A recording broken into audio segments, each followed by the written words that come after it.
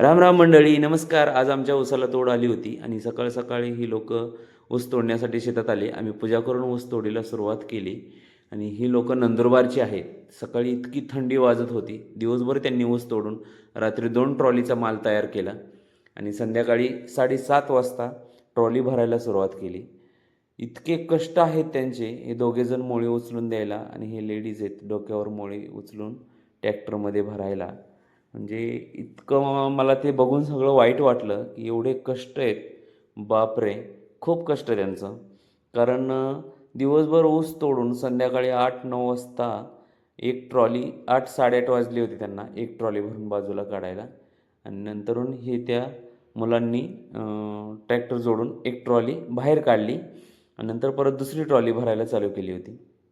इतकं म्हणजे त्यांचं कष्ट आणि थंडी तर इतकी खूप होती, प्रमाणाच्या बाहेर.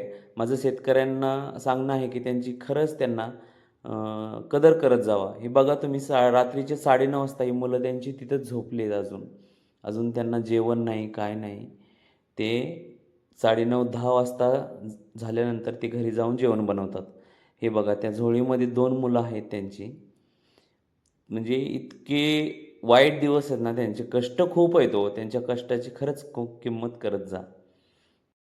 त्यांना खरंच त्यांच्या कष्टाला खूप माझ्याकडून सलाम आहे आणि हा व्हिडिओ कसा वाटला मला नक्की कमेंट करून सांगा आणि माझ्या चॅनलला सबस्क्राईब करा आणि लाईक करा व्हिडिओला. Thank you so much.